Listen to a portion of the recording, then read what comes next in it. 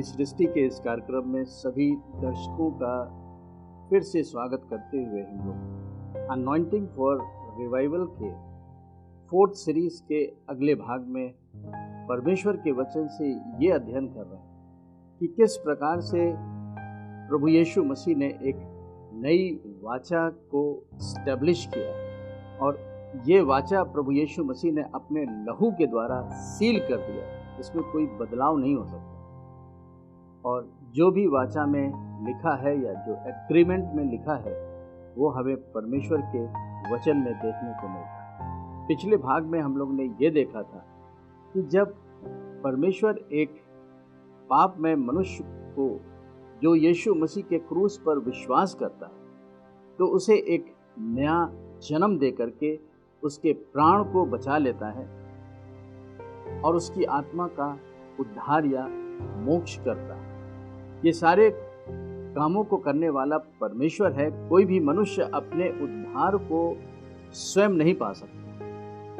हमारे भले काम सब परमेश्वर के सम्मुख मैले चिपे कपड़ों की तरह है, लेकिन हाँ, जब वो हमें एक नया इंसान बना देता है, एक नई सृष्टि बना देता है आत्मा के नए जन्म के द्वारा, तो ऐसे विश्वासी की मंडली में एक बहुत बड़ी जिम्मेदारी होती है और उन्हीं बातों को हम लोग परमेश्वर के वचन से देख रहे हैं, पढ़ रहे हैं। और पिछले भाग में हम लोग ने इस बात को देखा कि मसीह की मंडली में पाए जाने वाले हर एक विश्वासी की एक आत्मिक जिम्मेदारी है और इस जिम्मेदारी को स्वयं पवित्र आत्मा पूरा करता है, एक योग्यता देता है जिसे हम अभिषेक।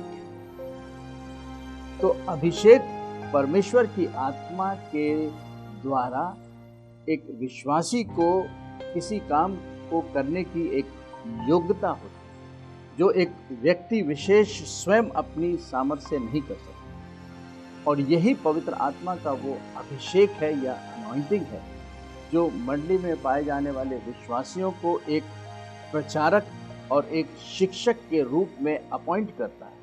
इसका मतलब हर एक विश्वासी को सुसमाचार का प्रचार करना है और उसे प्रभु यीशु मसीह का चेला बनाना है, उसे शिक्षा देनी है उन बातों की जो प्रभु यीशु मसीह ने इस पृथ्वी पर रहकर अपने चेलों को, अपने प्रेरितों को दी।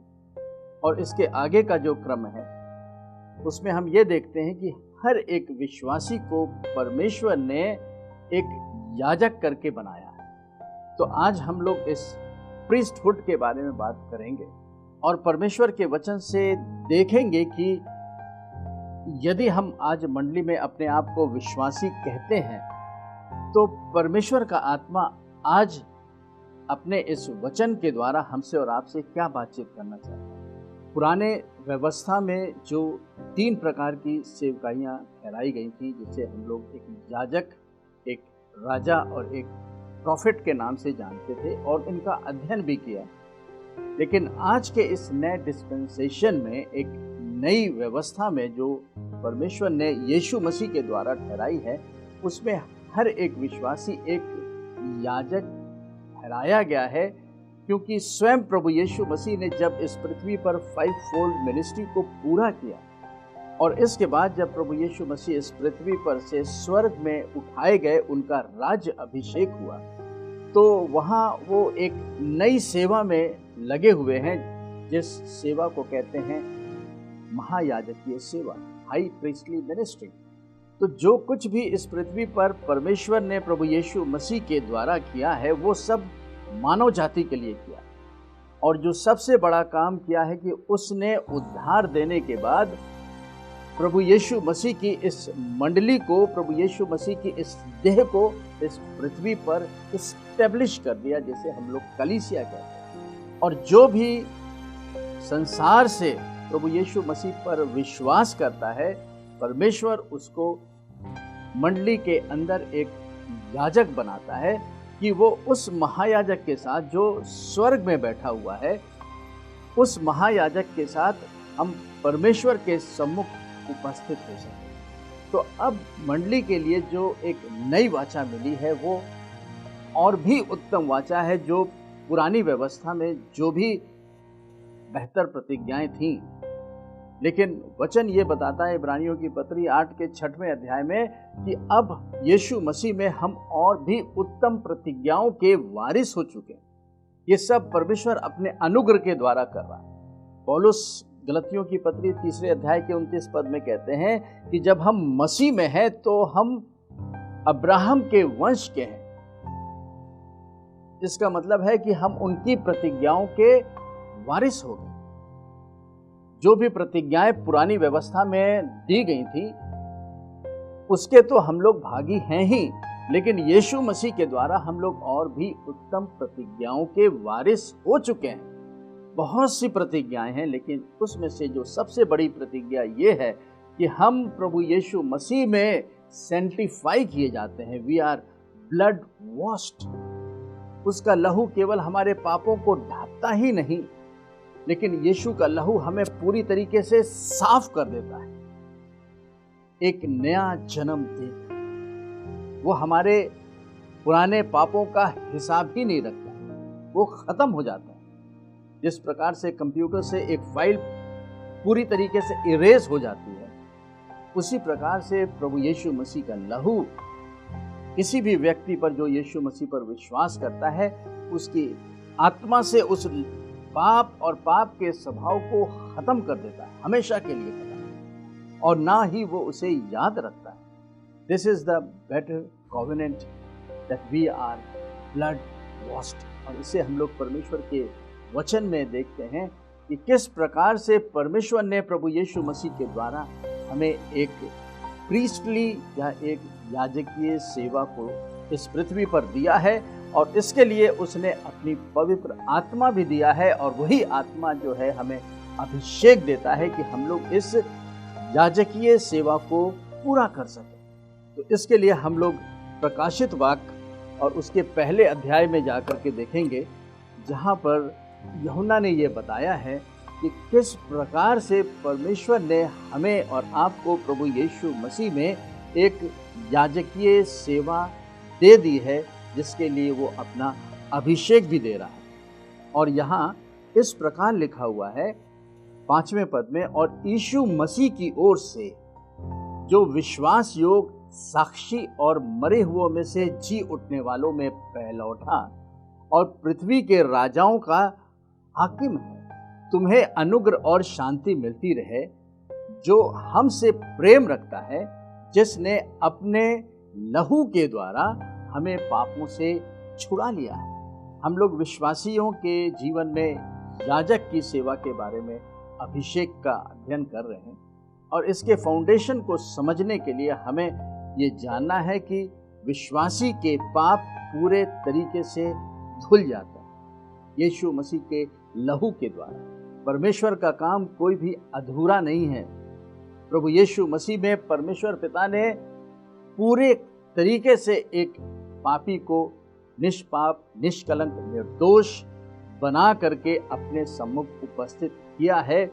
And this is all because of the power of the blood of Jesus. We are overcomer by the blood of the lamb and word of our destiny. Yeshu Masih के लहू में बहुत बड़ी सामर्थ है। तो प्रकाशित वाक्य के पहले अध्याय के 5 पद में वो विश्वासियों से कह रहा है कि जिसने अपने लहू के द्वारा हमें पापों से छुड़ा लिया है। We are redeemed. पापों से छुड़ा लिए गए हैं, अंधकार से छुड़ा लिए गए हैं, परमेश्वर के राज्य में प्रवेश किए जा चुके हैं। इसके बाद हम लोग 6वें पद में देखेंगे, और हमें एक राज्य और अपने पिता के लिए याजक भी बना दिया है। यीशु मसीह किसी सांसारिक राज्य की स्थापना के लिए कभी नहीं आया। उसका राज स्वर्ग का है, उसका राज शांति का है, उसका राज बहुतायत का है, उसका राज आशीषों का है, और वो उस स्वर्ग का राजा है जो इस पृथ्वी पर अपने किंगडम को इस्टेब्लिश करने के लिए आज से 2000 साल पहले आ गया, और उसका राज हर एक विश्वास करने वालों की आत्मा के अंदर आ चुका है। Because the Christ the hope of glory lives in us. हाँ, एक समय आएगा जब प्रभु यीशु मसीह फिजिकली इस पृथ्वी पर राज करेंगे, लेकिन आज उसके परमेश्वर का राज हर एक विश्वासी के जीवन में आ चुका है और हर एक विश्वासी प्रभु यीशु के लहू से शुद्ध किया जा चुका है। और इसके बाद परमेश्वर ने उन्हें एक याजक करके बना दिया है। ये हम नहीं कह रहे हैं, ये परमेश्वर का वचन कह रहा है। और हमें एक राज्य और अपने पिता के लिए याजक भी ठहराया है।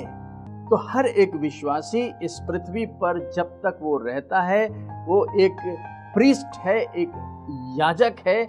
और प्रभु यीशु मसीह जो स्वर्ग में मनुष्य का पुत्र बन के महायाजक बना बैठा है, उसके द्वारा हम लोग पिता परमेश्वर के पास जो अनुग्रह के सिंहासन पे विराजमान है, बड़ी हियाव के साथ आ सकते हैं, जहाँ पे हमें हर एक बात की सहायता मिल सकती है और मिलती है।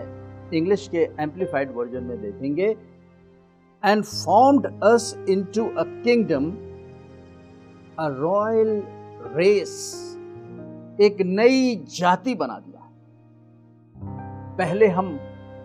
पहले आदम में बनाए गए थे जो कि बिगड़ गया, लेकिन कुम्हार जैसे बिगड़े हुए बर्तन को फिर से नया बना देता है, वैसे ही परमेश्वर पिता ने प्रभु यीशु मसीह में क्रूस पर पवित्र आत्मा की सामर्थ्य के द्वारा विश्वास करने वालों को एक नई रचना में, एक नई सृष्टि बना दिया है। इसलिए जो मसीह में है वो एक नई सृष्टि। And formed us into a kingdom, a royal race, priest to his God and the father. ये किसी और के लिए नहीं कह रहा है, परमेश्वर का वचन मंडली में पाए जाने वाले हर एक उन लोगों से कह रहा है जो यीशु मसीह पर विश्वास करके और अंगीकार करके परमेश्वर की संतान बन चुके हैं और अब वो एक विश्वासी हैं जो कि एक याजक बन चुके हैं। लेकिन आज मंडलियों में विश्वासी ये सोचता है कि जो मंडली में विशेष बुलाहट में बुलाए गए सेवक हैं वही याजक है। हाँ, मसीह मंडली में अपने सेवकों को अपॉइंट करता है, लेकिन वो सेवक जो 5 फोल्ड मिनिस्ट्री में अपॉइंट किए जाते हैं वो भी सबसे पहले एक याजक है। ये आत्मिक दर्जा जो है वो अपने आप से नहीं मिल सकता, ये कोई और नहीं दे सकता। यह प्रीस्टहुड केवल परमेश्वर ही अपने पुत्र यीशु मसीह के द्वारा हर एक विश्वासी को देता है। तो यदि आप यीशु मसीह पर विश्वास करते हैं, उद्धार पाए हैं, तो आप मंडली में एक याजक हैं। इसका मतलब यह है कि जब एक विश्वासी के अंदर परमेश्वर का आत्मा वास करता है तो वो आत्मा उस व्यक्ति विशेष के आत्मा को एक योग्यता प्रदान करता है जिसके लिए उसने उन्हें एक याजक बनाया है कि वो उस याजकीय सेवा को परमेश्वर के लिए इस पृथ्वी पर हो करके मंडली में होते हुए प्रभु यीशु मसीह जो हाई प्रीस्ट है उसके द्वारा पूरा कर सके। हमें मालूम होना चाहिए कि परमेश्वर ने अपनी आत्मा के द्वारा हमें ये अभिषेक दे रखा है।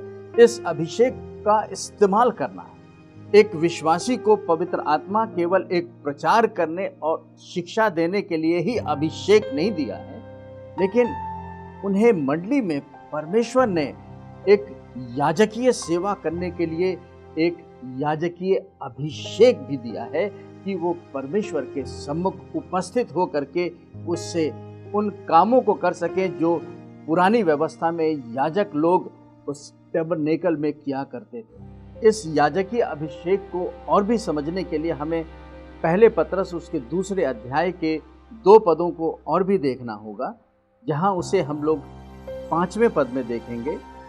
तुम भी आप जीवते पत्थरों की नाई आत्मिक घर बनते जाते हो, जिससे याजकों का पवित्र समाज बनकर ऐसे आत्मिक बलिदान चढ़ाओ जो यीशु मसीह के द्वारा परमेश्वर को ग्रहण हो। इसका मतलब है कि हमें ये याजकीय सेवा इसलिए दी गई है कि हम उस महायाजक के द्वारा परमेश्वर के सम्मुख अपने बलिदानों को, जो धन्यवाद की बलिदानें हैं, और उन सेवकाइयों को जो प्रार्थना की सेवकाइयाँ हैं, उनको हम लोग परमेश्वर के सम्मुख पूरा कर सकें और ये सेवाएं हमारे परमेश्वर को ग्रहण योग्य हैं। इसी पहले पत्रस के 2 अध्याय के 9 पद को भी देखेंगे, जहां इस प्रकार लिखा हुआ है, पर तुम एक चुना हुआ वंश और राजपद अधिकारी, याजकों का समाज और पवित्र लोग और परमेश्वर की निज प्रजा हो,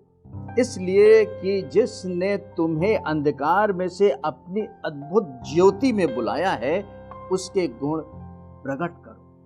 ये बहुत ही पावरफुल प्रकाशन संत पत्रस ने पवित्र आत्मा के द्वारा मंडलियों को, यानी कि हमको और आपको दिया है कि हम जाने कि परमेश्वर पिता ने प्रभु यीशु मसीह में आपको एक याजक करके बना दिया है, और उसके लिए वो अपना अभिषेक भी देता है कि हम लोग परमेश्वर के सम्मुख उन सेवकाइयों को पूरा कर सकें, जिसके लिए उसने हमें आज मंडली में नियुक्त किया है। तो आज जो हम लोग ने बातचीत की, उसका सारांश ये था कि जिस प्रकार से मंडली में पाए जाने वाला हर एक विश्वासी एक प्रचारक और एक शिक्षक है, उसे प्रभु यीशु मसीह के सुसमाचार को बताना है, और जो यीशु मसीह पर विश्वास करे उसे उन बातों को जो प्रभु यीशु मसीह ने बताई थी उसकी शिक्षा देना।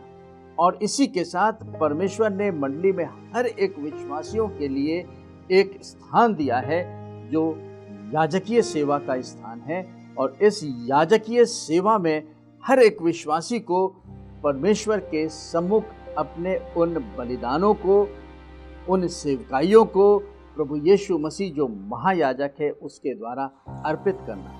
और ये याजकीय सेवा की जिम्मेदारी सबकी है, क्योंकि सभी विश्वासियों को पवित्र आत्मा विश्वास करते समय मिल गया है, और यही पवित्र आत्मा है जो हर एक विश्वासियों को इस याजकीय सेवा को करने के लिए अभिषेक भी दिया है। इस अभिषेक को इस्तेमाल करना है। तो अब अंत में हम 2 बातों को देखेंगे कि अब जो मंडली में याजक ठहराए गए हैं, बनाए गए हैं, एक पोजीशन दी गई है, इन याजकों का क्या काम है, what are the functions of these priest. इसका मतलब यह है कि हर एक विश्वासी अपने मंडली के अगुवों को तो देखे, उनकी सुने, उनसे सीखे, उनके साथ काम करें, लेकिन उनकी अपनी क्या जिम्मेदारी है उसे हमें सबसे पहले निभाना है, तब हम मंडली में कुछ परमेश्वर के राज्य के लिए कर सकेंगे। तो मूसा के समय में उस टेबरनेकल में परमेश्वर की सेवा के लिए याजक और महायाजक लोग अपॉइंट किए जाते और उनका अभिषेक किया जाता। और इन याजकों का काम क्या था कि वो बाकी जो मंडली थी, जो पाप की दशा में परमेश्वर के सामने नहीं आ सकते थे, तो ये चुने हुए सेवक जो याजक कहलाते थे, वो उन मंडलियों के बिहाफ पर परमेश्वर के सम्मुख अपने बलिदानों को चढ़ाते थे। एक प्रकार से गो बिटवीन थे मूसा के समय में पाए जाने वाले समाज और परमेश्वर के बीच। और इस काम को पूरा करने के लिए इन याजकों को तमाम समाज के लिए और स्वयं के लिए किसी न किसी जानवरों के या पक्षियों के लहू को लेकर के परमेश्वर के सम्मुख उपस्थित होना पड़ता था, क्योंकि उस व्यवस्था में पापों की क्षमा का विधान नहीं था, केवल पापों का ढांपा जाना था, जिसे अटोनमेंट कहते थे, जो कि नई वाचा में प्रभु यीशु मसीह के स्वयं के मेमने के लहू के बलिदान के द्वारा आज हर एक विश्वासी जो है वो परमेश्वर के सामने उपस्थित हो सकते हैं, वे जो मेमने के लहू के द्वारा धो दिए गए। तो 2 मुख्य सेवाएं हैं जो आज मंडली में हर एक विश्वासी को एक याजक के रूप में करनी है। वो सबसे पहली है कि हर एक विश्वासी को प्रार्थना करना है, और दूसरी जिम्मेदारी है कि उन्हें बलिदानों को परमेश्वर के सम्मुख चढ़ाना है। आज की नई वाचा के समय में हम जो प्रार्थना परमेश्वर के सम्मुख यीशु मसीह में हो करके करते हैं, वो केवल इंटरसेशन की ही नहीं है, मध्यस्थता की ही प्रार्थना नहीं है। हाँ, परमेश्वर ने आपको एक याजक नियुक्त किया है, तो याजकों को उनके लिए प्रार्थना करनी है जिन्होंने अभी तक प्रभु यीशु मसीह के लहू के द्वारा अपने पापों से छुटकारा नहीं पाया है, यानी कि वो आज भी उस परमेश्वर से बहुत दूर हैं क्योंकि उन्होंने विश्वास नहीं किया। तो इसलिए कि वो भी परमेश्वर के सम्मुख आ सके, हर एक विश्वासी की ये आत्मिक जिम्मेदारी है कि वो उनके लिए जो पाप की दशा में है इंटरसीड करें, मध्यस्थता की प्रार्थना करें, उन तमाम लोगों के लिए जो आज संसार में पाप की दशा में नाश हो रहे हैं। और जब एक विश्वासी याजकीय रूप में इंटरसीड करता है, दूसरों के लिए प्रार्थना करता है जो स्वयं परमेश्वर के पास नहीं आ सकते, तो वो उस महायाजक के साथ जुड़ जाता है जो कि स्वयं स्वर्ग में बैठा हुआ महायाजकीय सेवकाई में सारे मानव जाति के लिए मध्यस्थता की प्रार्थना कर रहा है। तो पहली बात हमने देखी कि प्रार्थना कैसी करनी है, इंटरसीड करना है कि सभी का उद्धार हो। अब जो मध्यस्थता के बाद दूसरी प्रार्थना है उसे सप्लीकेशन की प्रार्थना करते। इस सप्लीकेशन की प्रार्थना का मतलब है कि उन लोगों के लिए जो प्रभु के सेवक हैं और परमेश्वर के राज्य के लिए वो इस संसार में मेहनत कर रहे हैं। पौलुस कहते हैं कि मेरे लिए भी प्रार्थना करो कि मैं परमेश्वर के वचन को हियाव से सुना सकूं। तो ऐसे विश्वासी, ऐसे सेवक जो परमेश्वर से को जानते हैं, परमेश्वर से जुड़े हुए हैं, उनके लिए इंटरसीड नहीं करना है, उनके लिए मध्यस्थता की प्रार्थना नहीं करनी है, उनके लिए सप्लीकेशन की प्रार्थना करनी है, उनके लिए सुरक्षा की प्रार्थना करनी है, उनके लिए वचन के प्रकाशन के लिए प्रार्थना करनी है, उनकी सारी ज़रूरतों के लिए प्रार्थना करनी है। और ऐसी प्रार्थना को सप्लीकेशन की प्रार्थना करनी। इस प्रार्थना के विषय को हम लोग फिर कभी देखेंगे, लेकिन इस याजकीय सेवा में जो प्रार्थना है वो इंटरसीडिंग की प्रार्थना है और सप्लीकेशन की प्रार्थना। ये तो पहला काम है जो हर एक विश्वासी को एक याजकीय अभिषेक होने के कारण उन्हें करना है, मंडली में करना है, सबके लिए करना है। अब जो दूसरा फंक्शन एक विश्वासी का याजक होने के द्वारा मिला है वो बलिदानों को चढ़ाना है। ये किस प्रकार के बलिदान है जो आज नई वाचा में मिलते हैं, इसे हम लोग संक्षिप्त में इब्रानियों की पत्री उसके 13 अध्याय के 15 और 16 पदों में जाके देखेंगे, जहां इस प्रकार लिखा हुआ है, इसलिए हम उसके द्वारा यानी कि हाई प्रीस्ट के द्वारा, यीशु मसीह के द्वारा स्तुति रूपी बलिदान, अर्थात उन होठों का फल जो उसके नाम का अंगीकार करते हैं, यीशु के नाम का को कन्फेस करते हैं, डिक्लेयर करते हैं, परमेश्वर के लिए सर्वदा चढ़ाया करें। आज मंडली में विश्वासी जाता है तो वो सोचता है कि उस मंडली का जो अगुवा है वही सब कुछ करेगा, हम तो अटेंडेंस लगा के चले आएंगे और फिर उससे हम अकाउंट लेंगे कि तुमने क्या किया। लेकिन पवित्र आत्मा आज हर एक विश्वासी से एक हिसाब किताब ले रहा है।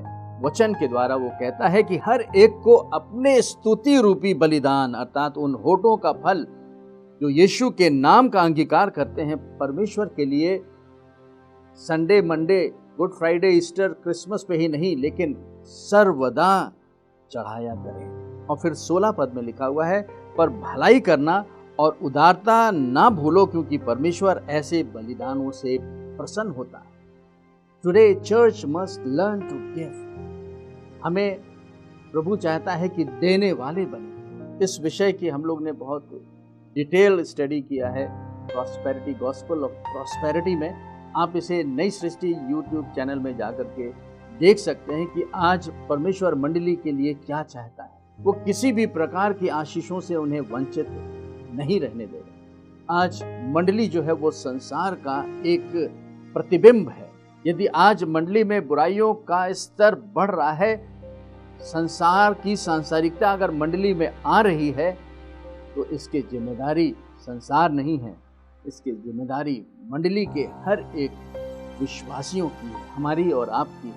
और परमेश्वर चाहता है कि इस अंत के समय में, बेदारी के समय में, रिवाइवल के समय में, हर एक विश्वासी जो मंडली में पाया जाता है उस पवित्र आत्मा के अभिषेक में आकर के उस कामों को करे जिसके के लिए उसने ठहराया है, अपना नियम दिया है, अपने वचन दिए हैं। क्योंकि प्रभु यीशु मसीह ने कहा कि तुम मेरे बिना कुछ भी नहीं कर सकते। और आज यीशु मसीह पवित्र आत्मा के द्वारा हमारे और आपके जीवन में पाया जाता है। आइए अपनी आंखों को बंद करें। प्रभु यीशु मसीह के नाम से पिता हम प्रार्थना करते हैं अपनी संसार में पाई जाने वाली तमाम समस्त मंडलियों के लिए जो स्वयं प्रभु यीशु मसीह ने स्टैब्लिश किया है। तूने कहा है कि अधोलोक के फाटक इस पे प्रबल ना होंगे। हमारी प्रार्थना विनती है प्रभु यीशु के नाम से तमाम विश्वासियों के लिए कि हर एक विश्वासी अपनी उन आत्मिक जिम्मेदारियों को समझे और पवित्र आत्मा से भर करके वचन के अनुसार अपने जीवनों से इस संसार में रहते हुए उस कार्यों को जो परमेश्वर ने उनके लिए ठहराया है पूरा कर सके। इस प्रार्थना को आपके पुत्र अपने उद्धारकर्ता यीशु मसीह के सामर्थ्य नाम से मांगते, आमीन। प्रभु आपको हिदायत की आशीष दे।